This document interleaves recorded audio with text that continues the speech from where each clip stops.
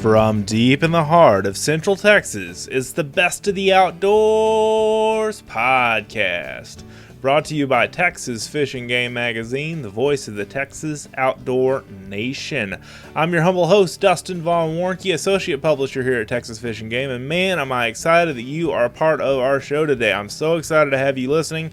Thank you so much for telling a friend. Thank you so much for your 5-star rating. Thank you so much as well for spreading the old good news of this podcast and telling everybody about it, and for liking what we have and checking out fishgame.com and everything else that we have going on at Texas Fish and Game. So excited to have the chance to get back with you and doing a show that I've been wanting to do for a while. I've not been able to do this in a long time because we've had all kinds of other stuff come up for the podcast and all kinds of other things that we wanted to talk about, but haven't talked about bow fishing in a while. I know bow fishing may not be the first thing on your list if you're an outdoorsman, but I'm hoping this show will help pique your interest in a little bit more because it is a really great pastime in freshwater or saltwater.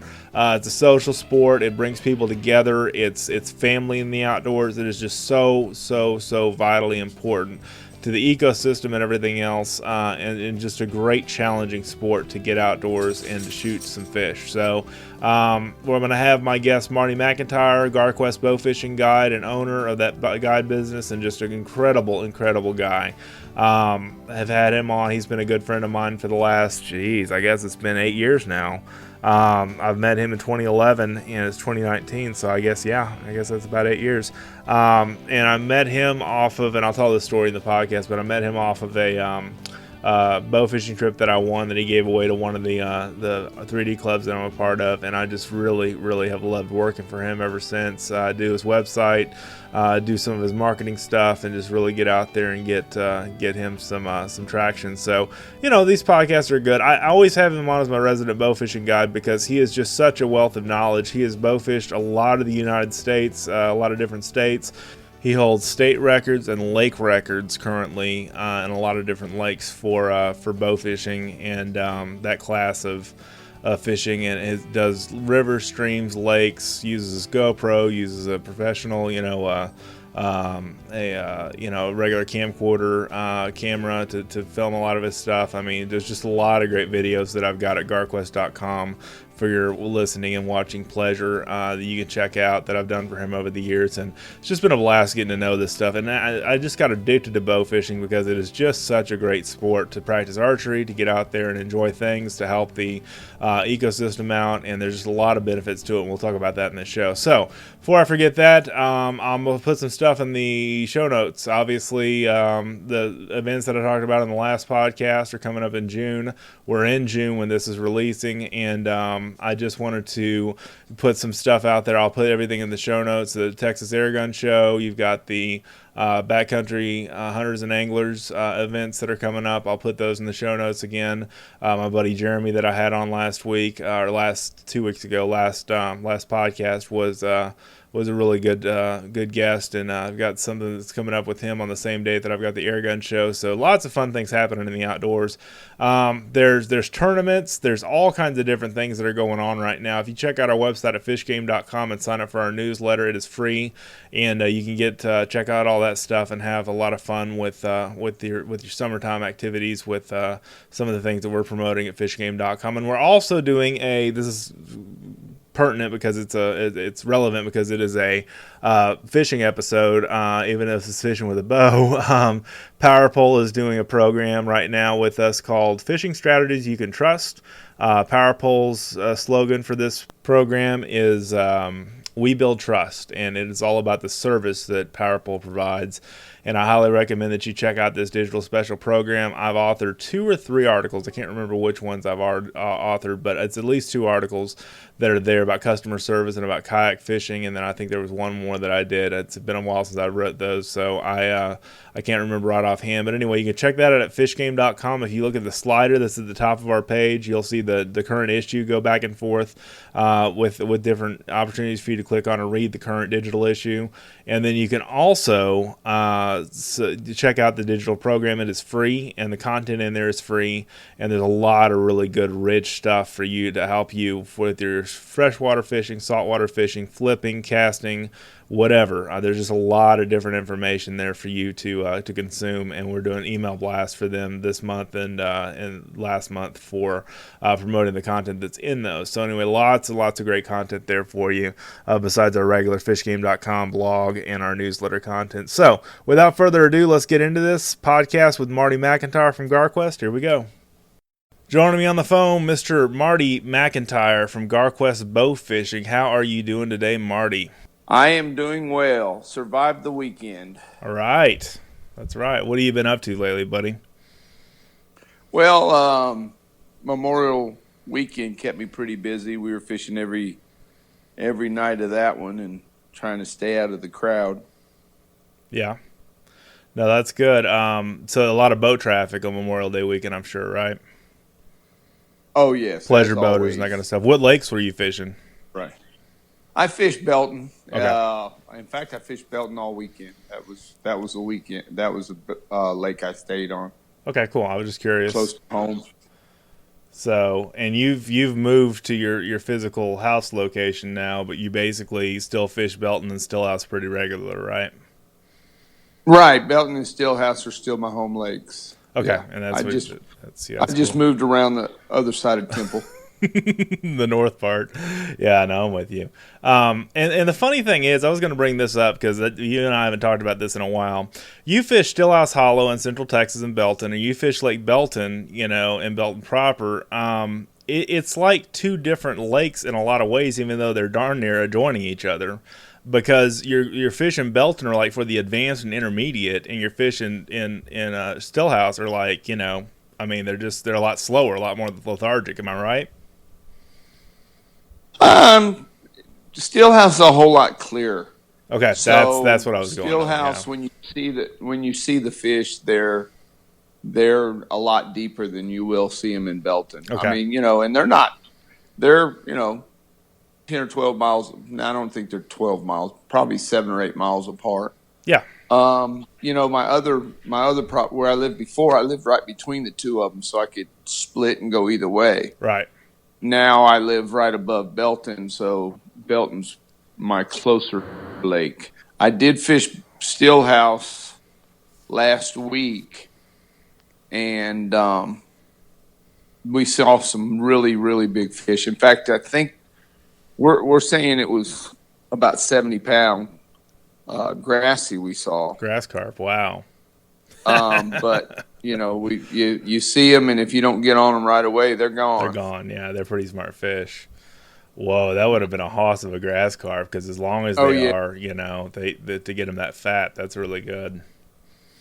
But Stillhouse is if you have any wind, 15 miles an hour or more, you don't want to be on Stillhouse because there's not a whole lot of protection over there. And not a lot of cover, not a lot of shelter, not a lot of protection. Yeah, like you were saying. Yeah. Correct. Yeah.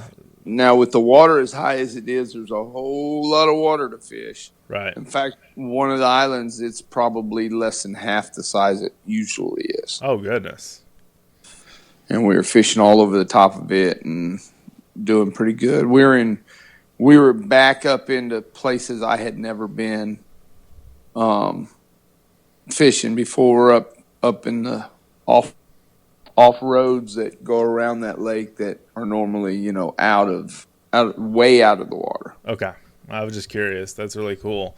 Because that's a neat thing about when we have a lot of weather, related stuff like the rain that we've had recently, like we were talking about before we started recording, since October, we've been getting a lot of rain here in Texas. And, you just have those kind of experiences with the water rising and new water to fish because we typically bow fish the shallows for carp, buffalo, gar, and that kind of stuff. Correct. If we can get out of the debris and, we were fishing.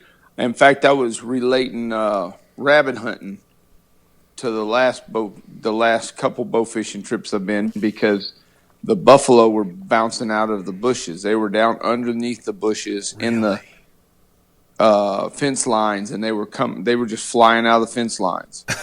That's crazy. It was pretty cool. That's really cool. So how did that look like? Like fish are just jumping out of the water?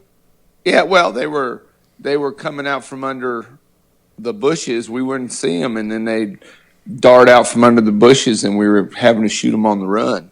Right. It was just as if, we were walking a fence line. Yeah. Although we were over the top of it, they were blowing out of it.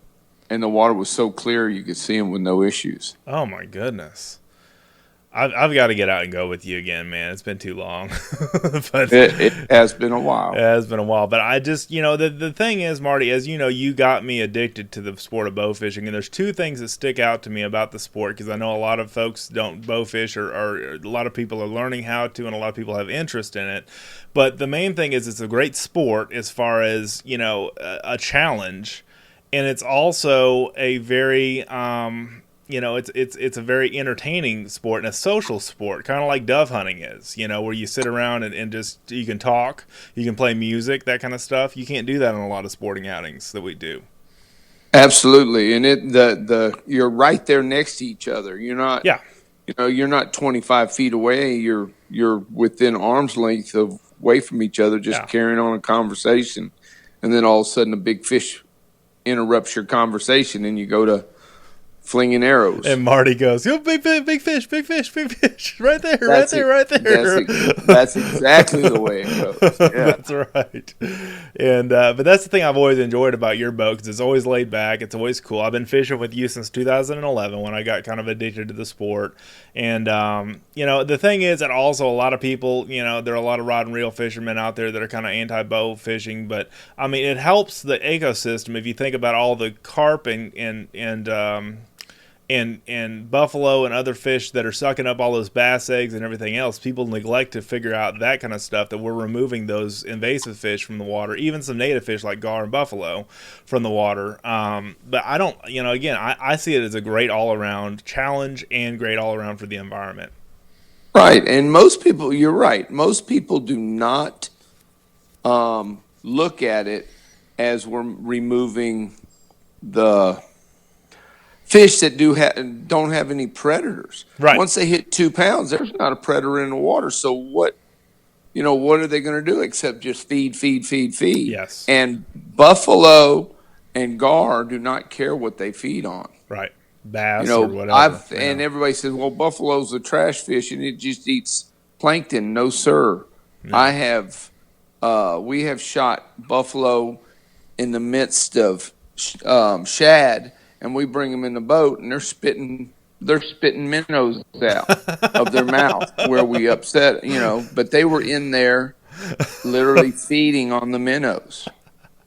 So there's for the naysayers, right, Marty? The ones that are saying, well, all they eat is plankton and stuff. Well, they're spitting minnows. I'm pretty sure they're eating minnows, and that's what's coming out of their mouth. Absolutely, absolutely. My best story is one that came out of Granbury. We're up in Granbury and we're shooting, and this guy shoots this humongous buffalo, and it takes us forever because it goes out into the deep water. So we're floating around in the deep water while he's fighting, and he gets it up, and he said, "Man, I need a break." So we get it on the boat, we put it away. He sits down, and he's like, "There's a crab on here," and every one of the guys on the boat says, "We're in fresh water. There are no crabs." We turn around, and there was a little hermit-looking crab that was running around our deck that buffalo had spit out. I love it. And we're going, wait a minute, where'd this thing come from? Well, the only place it could have came from is from inside that big old buffalo we got. Right. It didn't just hop in the boat, in other words. Yeah. Absolutely. And I have not been in any salt water. Right. So. Well, that's interesting. And the other thing I was going to bring up that I like about bow fishing is the fish get huge. I mean, whether you catch them rod and reel, and that's the thing. I just did a video I just released on YouTube for our June edition of the magazine about rod and reel fishing for carp. Because as you know, I was a carp angler before I met you. Yeah, and it's a fight with some fishermen that say that a striped bass is a harder fighter than a carp, and I disagree. I think the carp is the hardest fighting freshwater fish on the earth. Especially in America. I've heard that more than once. But because, they will fight you like they owe you money. Or like you owe them money. And I mean, they don't play. They play the game to win. And I mean, I've written about that and I've podcasted about that and everything else. But I mean, I really believe when you stick one with an arrow, they don't fight quite as bad. But when they take off with that thing, the heat is on. I mean, you've got to just stay up and reel that thing. They'll try to jerk the bow out of your hands. Absolutely, absolutely, and it depends on where you get them. Right, right, for sure. That's where I was going with that. And if you shoot them right in the head or right in the face, like Tim Jackson says, then they don't do much. But I mean, it's still, because it's such a challenge. You're shooting instinctively. You're shooting without sights in most cases, or lasers or anything like that on your bow. You've got to get good. And what it's helped me do as an archer is be a better recurve shooter and a better longbow shooter. Because you're aiming low and because the archer's paradox of your eyes. Absolutely. So, I mean, bow fishing has got so many different, benefits to it. And the thing that I find the most is that people kind of poo-poo it as, oh, you're killing all the fish and everything like that. But I mean, has it ever really impacted the environmental factors really negatively in the area? I mean, I don't think anybody can prove that. I don't think so. I believe it has impacted it professionally and positively. Right, exactly. Because and I know it's time past, but when I first started fishing Belton and Steelhouse, the bass were not huge, but they are pulling out some really sweet stringers of bass now out of both Belton and Steelhouse. Whether we had anything to do with it or not, I don't know. Because you've taken a lot of fish off of both of those lakes. I mean, a lot. I'm talking lots of absolutely. Fish. I mean, but at the same time, you catch that daggum lake when it's spawning, you have never seen so many fish. That's my other point. That's where I was going with that next, because there's just an amazing amount of, and they have no predators after, like you were saying, after 2 pounds.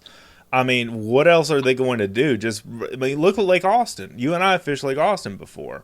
They wanted nothing but grass carp. Now, I've written about this before, but, they wanted nothing but grass carp because they were supposed to be sterile and triploid and all that other stuff, and they were going to be eating all the grass and everything. Well, there's no vegetation left in that lake. They're stripping off the leaves of the dang trees, Right, well, the trees are falling in the lake because of the waves not having any breakers between them and hitting the bank. Underwater vegetation, in other words. Okay, breakers like that. Okay, I see what you're saying. No underwater vegetation, no breaker, and it's wiping out the banks of that lake.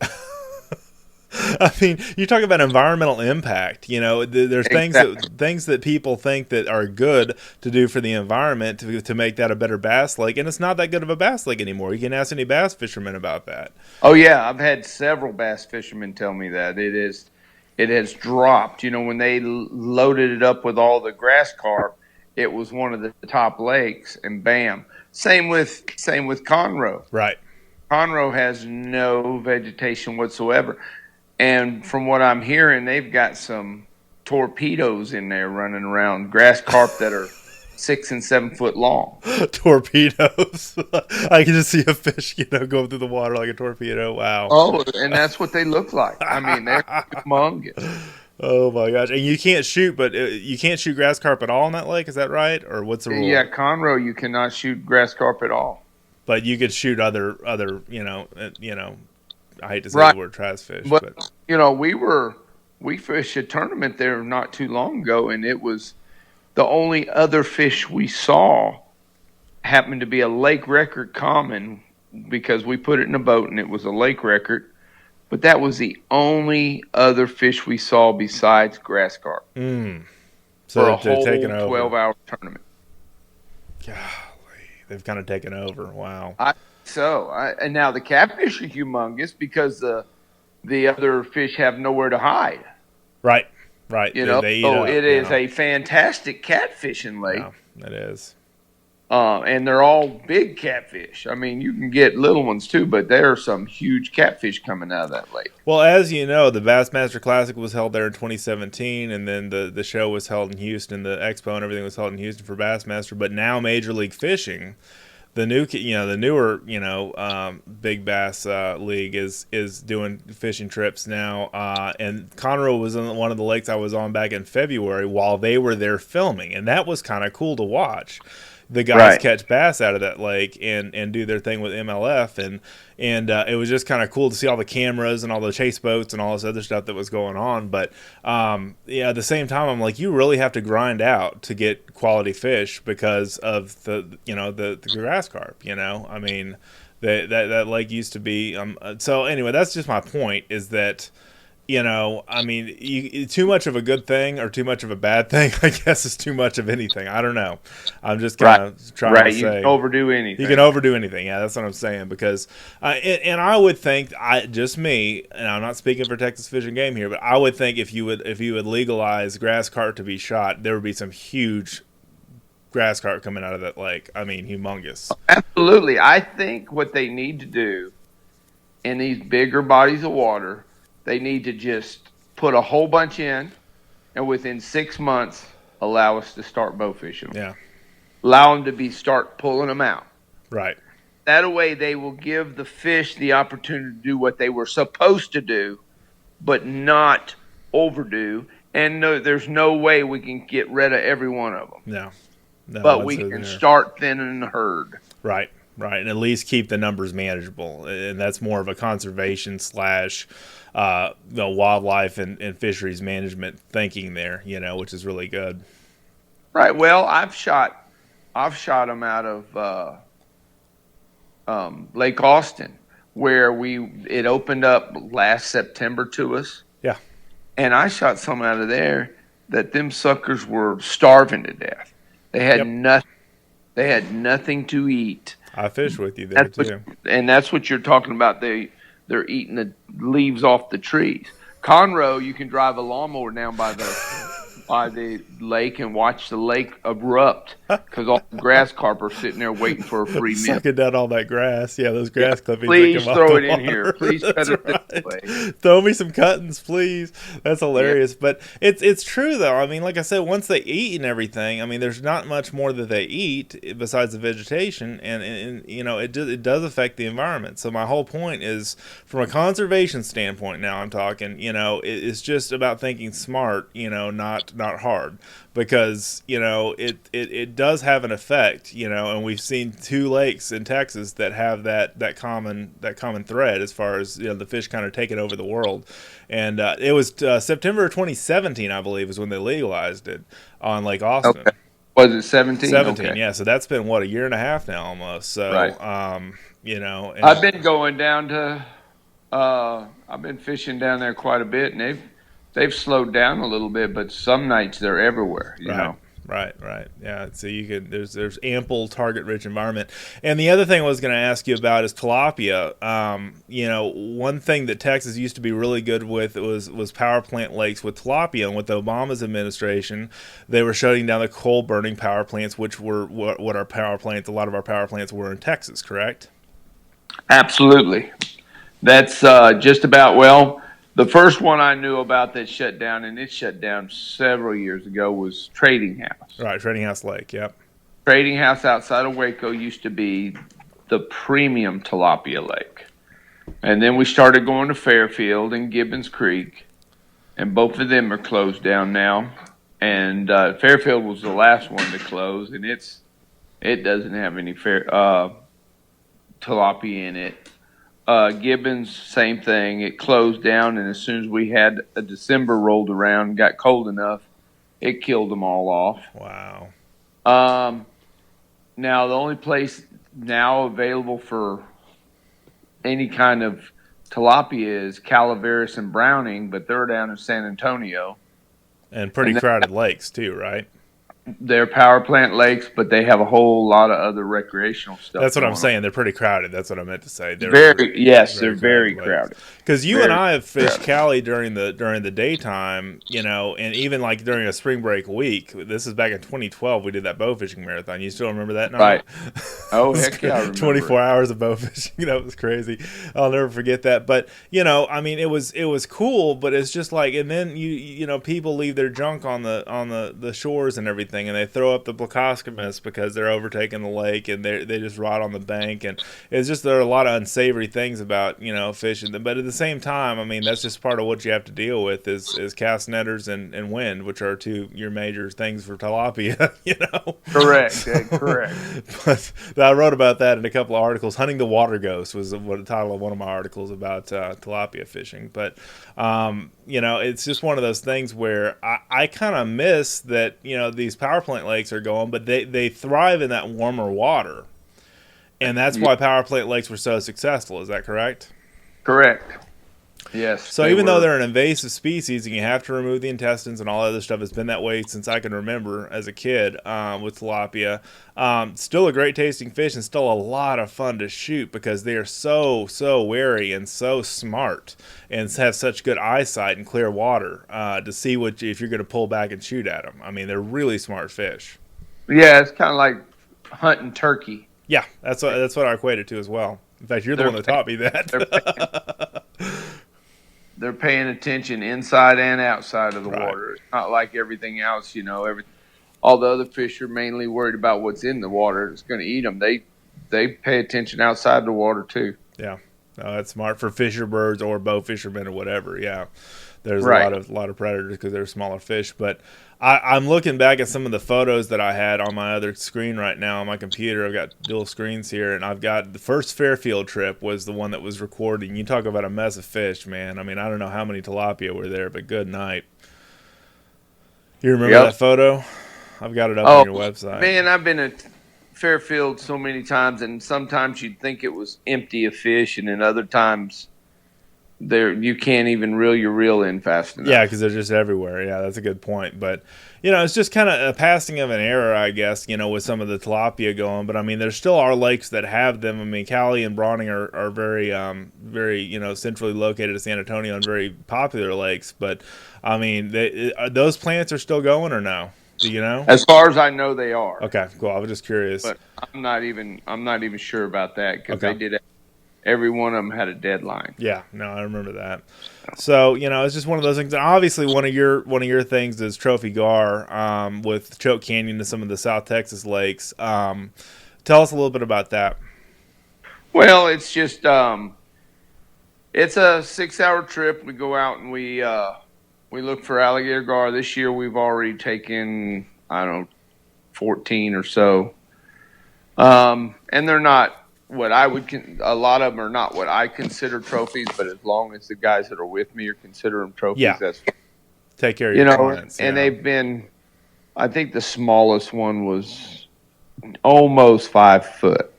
Oh, wow. And the largest one was almost 7 foot. So it's that range in there. I went down fishing by myself with a buddy, and we weren't going to shoot anything above unless we had something more than 7 foot.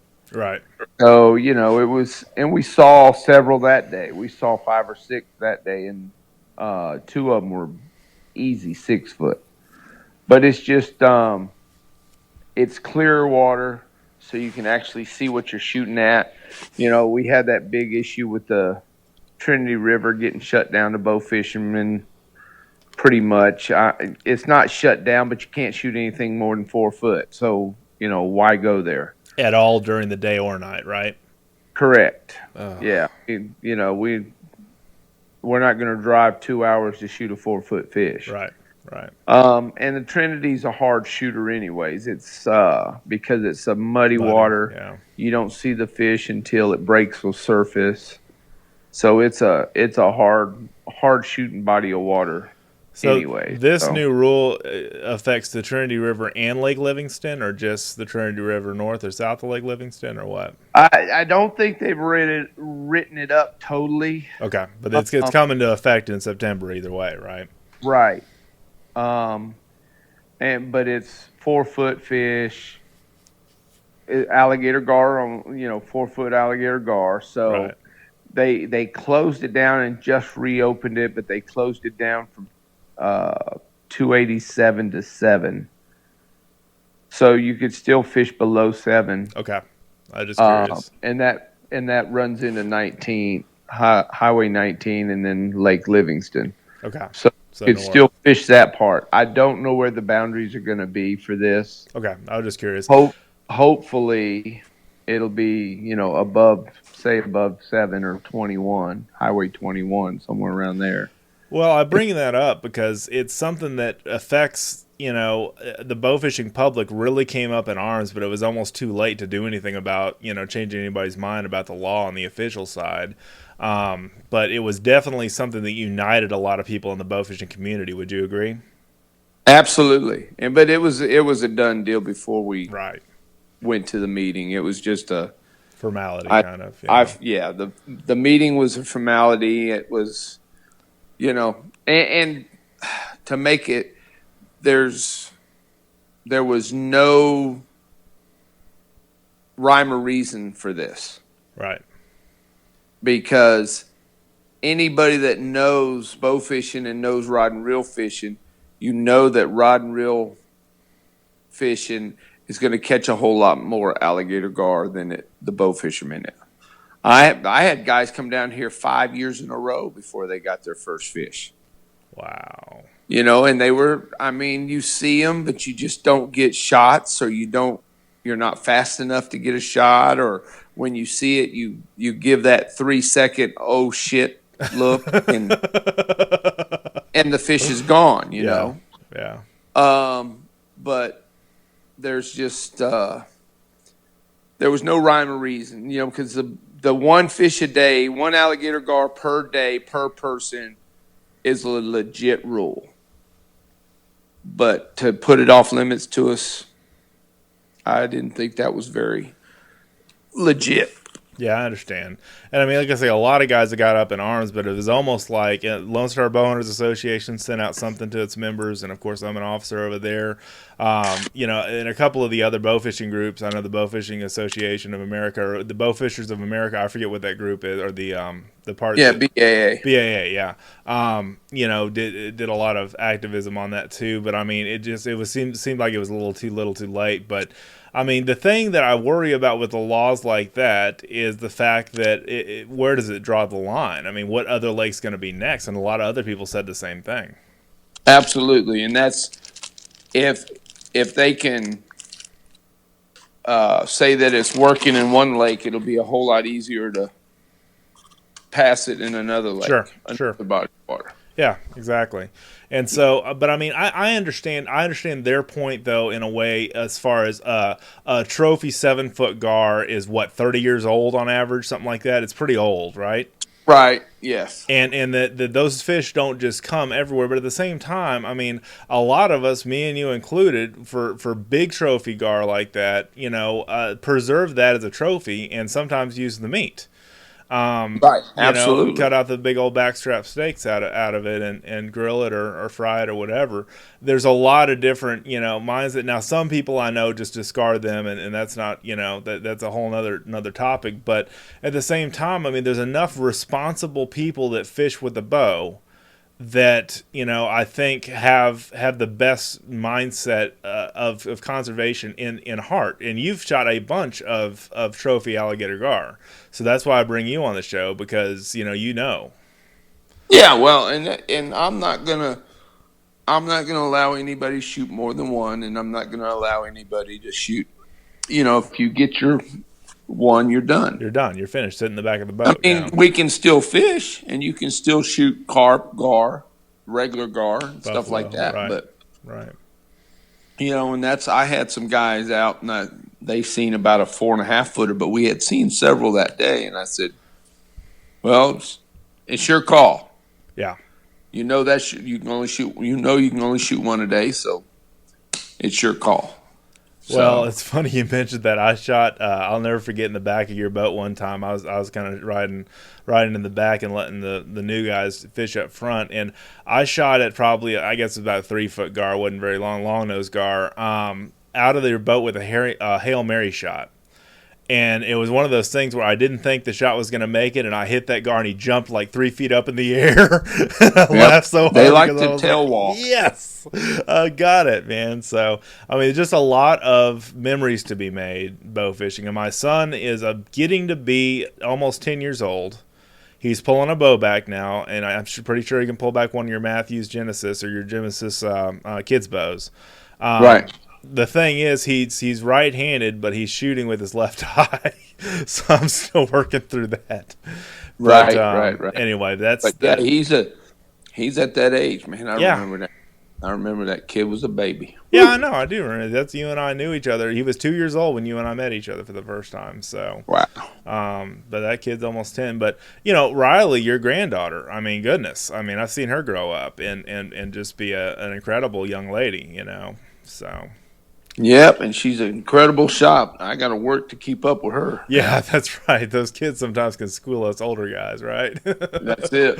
But, I mean, my whole point with that is it's a great way to get kids hooked on archery. I know you like to donate to Hill Country Bow Hunters and some other organizations and nonprofits and stuff just to spread the word around. And that's how I met you, Marty, was through a bow fishing trip that I won on a silent auction in 2011. Yep. I remember maybe it was that. 2010, I think, is when I won it, and then I took the trip with you in the spring of 2011. But, man, I mean, it's just about spreading the sport and spreading our wings and flying out there and getting more people hooked on the outdoors, which is what I'm really big about on this podcast, of course. But, I mean, it's something that's meaningful, It's something that's good for the environment. It's something that teaches you archery and teaches you how to be good at instinctive archery. And there's just a lot of, my point was there are a lot of benefits. So, Absolutely, yeah. In fact, I've got in June 8th, I've got Women in the Outdoors. Yeah, I was going to ask you about that too. That Women in the Outdoors is sponsored by what, Texas Parks and Wildlife, right? No, I do. Becoming an Outdoor Woman is Texas Parks and Wildlife. Okay, that's right. This one is National Wildlife Turkey Foundation. Okay, cool. And it's a one-day affair up here outside of Temple. Okay, cool. What lake or body of water is it going to be on? It's on a ranch. Oh, on a ranch. Okay, cool. So you're going to bring your... it's got a big lake there, but we do the old tub shooting. Yeah. And I go through all the different bows, all the different arrows, and explain bow fishing to them. And that's great. Fish ID. We go through all the fish ID. And then they take turns shooting the target I have set up.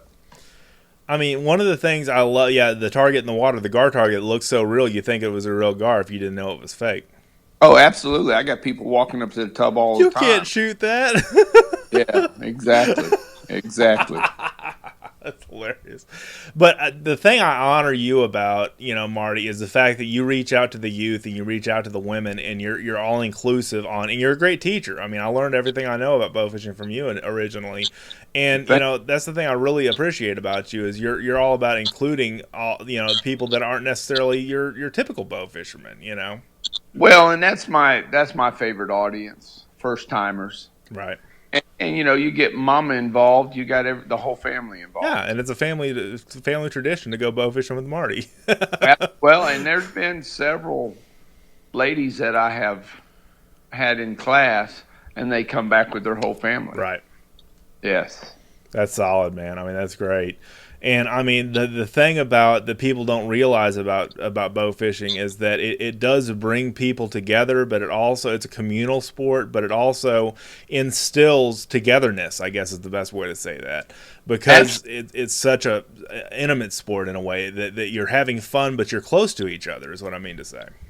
Correct. Everybody's there and they're talking about whatever, what happened today or the camping trip they're on or the camping trip they did before, the last bow fishing trip they took, months ago, or it's a great opportunity because you don't have to yell at each other. You just talk like we're talking right now. Right. You got music playing in the background, and everybody's clued in on what's going on. Right, and smart about it and that kind of stuff. Yeah, so, and there's so many opportunities out there to do stuff like that. But I mean, the thing I've always honored about doing it with you is just you always make it fun and you teach and even you miss, sometimes, which you're not afraid to show all people. The time. And I just don't put it on video. Right, exactly. And I've edited a lot of GoPro stuff for you over the years of stuff that you have missed and stuff you have hit. So you were saying, I'm sorry, go aahead. That's it. What were you saying? I'm sorry. Go ahead. I didn't mean to interrupt you. Oh, you didn't interrupt me. I'm just thinking. Okay. Thinking out loud. What's a typical night like as far as how many fish? I know it depends on the archer and the group and the archery proficiency of that group as far as reeling in fish, but how many carp, gar, buffalo is your average night these days? Well, this whole weekend it was 12 or 18, I think was the most. At night? At a night? Is that what you Yeah, mean? Okay. well, they got in the boat. Okay, cool. Now, they probably, for the most part, they probably seen anywhere from 100 to 200 fish. Oh my gosh! And I mean, you can shoot over 100 times in one night. I mean, Oh, you and I have done absolutely. it. I mean, as far as Easy. pulling your bow back and making a shot, yeah. Absolutely. Talk about target And rich. they were pretty. The fishing was pretty steady this weekend.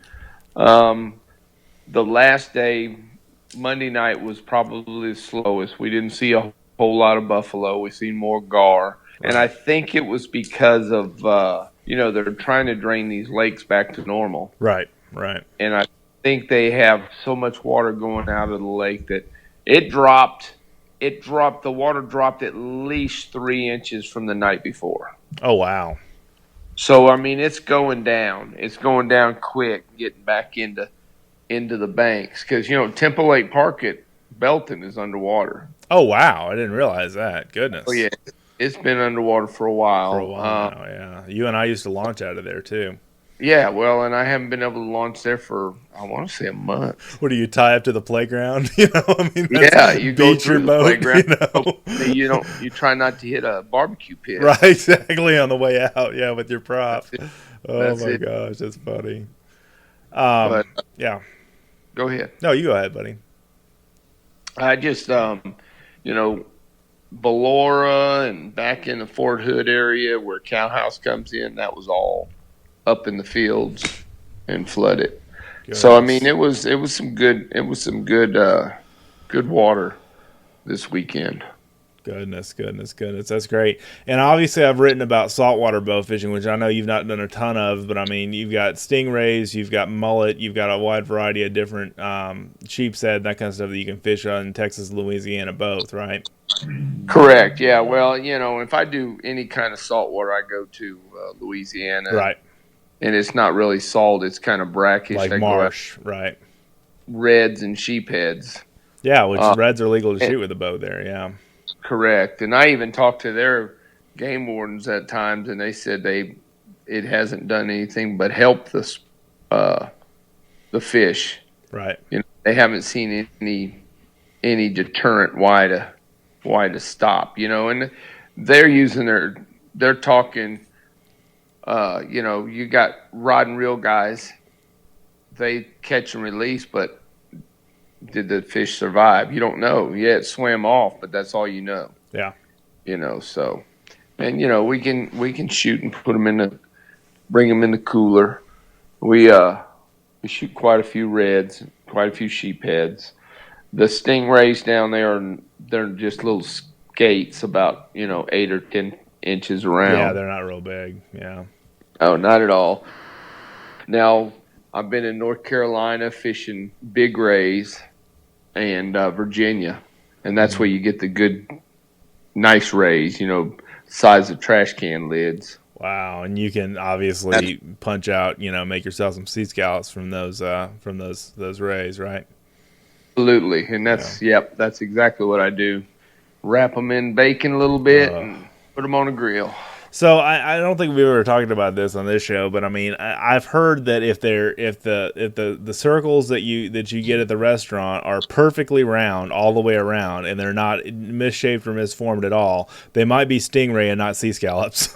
Yeah, I think they call them bay scallops. Bay scallops. Okay, that's what I mean to say. Yeah. So I think that's kind of funny, and I'll never forget when I was growing up. My dad used to take me over to JP, his buddy, and one of his friends would be down at Choke Canyon commercial fishing for gar because there were so many of them, and the restaurants would buy the gar for the meat. Absolutely, and it used to be a big thing. People laugh at me when I talk about that, but it was true. I was there. I witnessed it. They would jug line for gar. Right. Absolutely. I mean, we're talking trophy gar. And I mean, I know that was back in the day before these rules came along about the 1 gar per day limit and everything like that, but it was commercial fishing on Choke Canyon. I mean, and it was legal. Right. So, I mean, I couldn't get over the amount of fish they would catch was just absolutely astronomical. But even then, I mean, the population on Choke Canyon alone and other freshwater lakes that have alligator gar is still good. I mean, that's what we were talking about earlier.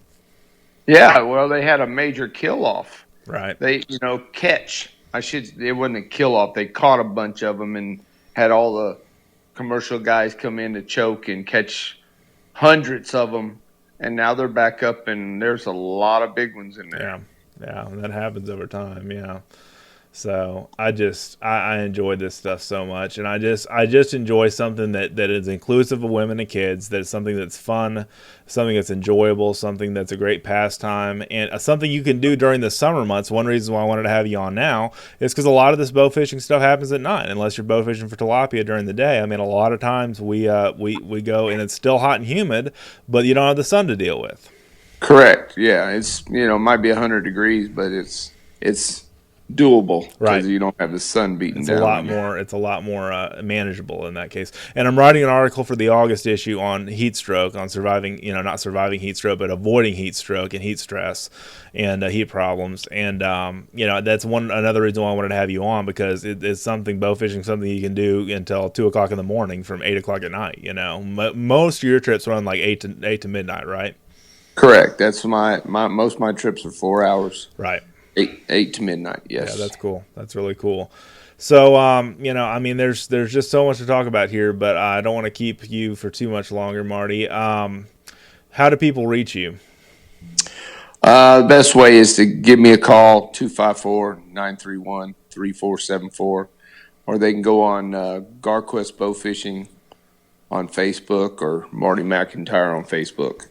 Okay, and Marty McIntyre with an I. And also, there's Tim Jackson, and there's some other guys you work with and that kind of stuff in other parts of Texas. And there's just a great network of people that are out there to help people that are just getting started. If you have any questions and stuff like that, as far as rigging your boat and that kind of stuff, there's a lot of forums, there's a lot of Facebook groups and stuff like that you can tune into to get those questions answered. Isn't that right? Absolutely. Yeah. There's everywhere you turn them, there's people talking about bow fishing. Right. Because it's slowly growing. Hey, that brings up another thing. Sure. We're having issues with people dumping fish by the boat ramps. Okay. That's something you have to do, is you have to keep the fish. Right. So if you don't have a place to dispose of them. Am I saying that right? That's something. Yeah, that's something you need to plan before you go out bow fishing. Okay. Let's put it that way, because when you're dropping them at the boat ramp and they're floating and coming right back up, that's not conducive to our sport. Right. It's not reflecting well on bow fishermen. No, it does not. And the biggest, heck. Hogs love them. Yeah. You can use them for fish bait, fertilizer. There's a whole lot of uses for them other than dumping them right at the boat ramp. And I got you connected with that one guy, Lynn Barnett, the guy. Absolutely. And he just wanted some fish for cut bait, and boy, did he get enough fish, he told me. So yes, he did. And that's it. I have no problem giving away fish for cut bait. Yeah, that's great.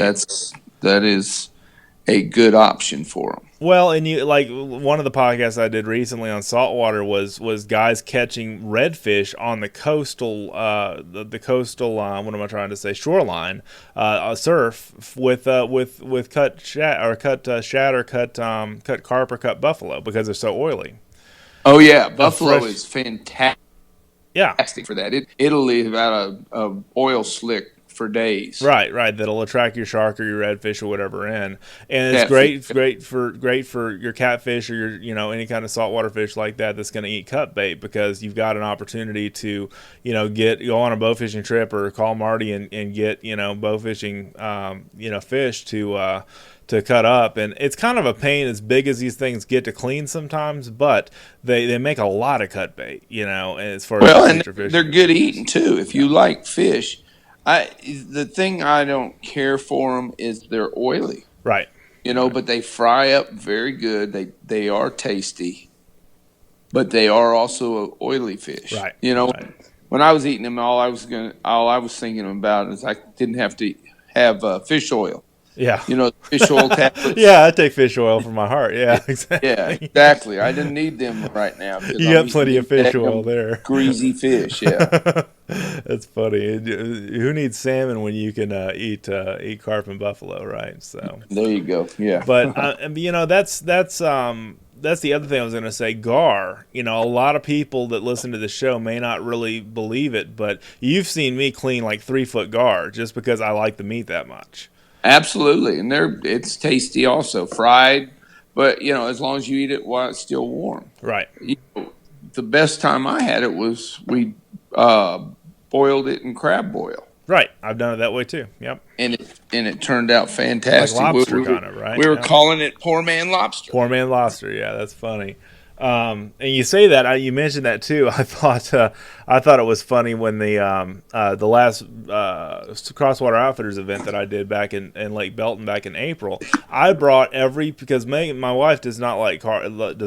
She doesn't like the texture of it. It's too chewy. And so I brought all of my gar that I'd been saving for the last 3 years to that fish fry. And they did a whole basket full of gar that I cut up and everything and had it all nice little, cut all the silver skin and everything out. And they were just blown away at how well it went. There was no gar left at the end of the night. And I brought everything I had. That happened that last time I was there when you cleaned out 2 or 3 of them. 2 or 3 of them, yep. Just to even out the fish. Yeah, and it was just something, we fry them last, and we're smart about it, but it's one of those things where it's just like, wow, I didn't think I'd like that, but I really did, and once you try it, you're like, yeah, I could eat that. It's more like pork. It's kind of a denser, chewier meat, but it's clean, and they eat pretty clean too. Gar do, kind of like crappie do. They eat live fish, Absolutely. Absolutely. That's the thing. Everybody says crappies the best freshwater meat that there is and everything like that. And I'm like, man, if you just get something that eats clean, look how much catfish we eat. They don't eat clean, so yeah, if you divide it and people classify the catfish all in one group, and the catfish have different diets depending on what kind of catfish. That's true. I didn't think that through before I said it. So blue cats versus yellow cats versus channel cats. Yeah, I know what you mean. There you go. Yeah. Yeah, so yellow cats obviously eat live stuff. But anyway, either way, I'm just saying, a gar eats clean and the meat is usually pretty good. So as long as it's not too mushy. So absolutely. That's really good. But well, thank you so much for joining me, Marty. Is there anything else you want to say in closing? No, that's good. I had a good talk. Enjoyed talking to you every time. Appreciate you having me on. Thanks a lot. And GARQuest.com is your website, one of the websites I built. Yes, yes, it is. Yes, that's how Marty and I work together as well. And I all the videos and stuff for the most part on that page, GARQuest.com, are creations of mine that I started editing video when I met you. I had to learn how to edit all your videos, so I taught myself how to edit video because of you, buddy. So, that's it. That's right. All right, thanks so much for joining us, Marty. I appreciate it. Thank you. Have a good one. And there he goes, ladies and gentlemen, Mr. Marty McIntyre. Incredible guy. Just love this dude. If you're new to this podcast, please subscribe. Please give us a 5-star rating if you hear what you hear. I just can't thank you enough. I know a lot of new bow fishermen, or not new bow fishermen, but new podcast listeners are going to be listening because it's a bow fishing episode that we're going to share on social media. So if you've not done so already, sign up for our newsletter. You get 3 a week. The Tactical and Practical Tuesday, Wildlife Wednesday, and the Thursday Texas State of the Outdoor Nation, as well as a lot of our special email blasts and stuff like that with special offers from some of our sponsors and special deals that they have going on. And then you also get this podcast at fishgame.com/podcast. You can listen to all of our podcasts. We've been at this for 4 years. I'm part of the Texas Outdoor Nation with Texas Fishing Game for 3 years. And it's just been a wild ride. It's been great. I love you guys for listening. I love each and every one of you. Like I said in the last show, this is kind of an intimate setting. because I'm literally in your ears, I'm literally in your head, when you're listening to with earbuds off your phone, or if you're at the gym working out, or if you're at the car, I'm in your speakers, whatever the case may be. But it's an honor for me to do this show. It's busy for me. It's so crazy busy right now, but I try to get a new show out every 2 weeks still, because this is my creative outlet. This is one of the ways I commune with creativity. And edit and create content is just one of the things that I love to do. So, I just want to thank you guys from the bottom of my heart again for watching, reading, and listening. Thank you so much for telling a friend. Thank you so much for subscribing to our newsletters. Thank you so much for spreading the outdoor gospel out there about the lifestyle of the outdoors, about communing with God, about anything that you're into, communing with nature. Just sitting out in the woods sometimes and waiting for that hog to come to that feeder and getting that rush. I got that the other day when I was hog hunting, man, and I just remembered why I love hunting so much and why I love fishing so much, because there's always the unknown out there. It's an adrenaline rush. And when you're hunting fish like you do in bow fishing, it's another thing. And once you see that 50-pound, grass carp, your heart just jumps, and you just make that shot and do the best you can with it. I mean, there's just so many great things in the outdoors to experience, guys, and I just encourage you to get out there with your family. Take a kid fishing, take a family member hunting. Over here at the Warncke house, I had my son shooting my crossbow the other day, and my father-in-law was over here, and I was showing him how well he was doing. Well, he got out there and shot a crossbow for his first time, and he said, "My goodness, this is incredible." And I finally think I've got him hooked on what I do, besides just the hunting and fishing stuff that I do, as far as why I do it and why I love crossbows so much, and air guns, and bow fishing, and all the kind of fringe things that not everybody thinks about as main outdoor sports, because they're different, and because they're unique, and they're great ways to spend time in the outdoors. So that's just my kind of soapbox for today. So just a reminder, you guys all rock. Thank you for listening to this podcast. Thanks for telling a friend. Thank you so much for spreading the Outdoor Nation word to your brother, to your sister, to your mother, whatever the case may be. I really appreciate you guys all. Thank you so much for watching, reading, and listening. Have an awesome day in the outdoors. We'll see you next time.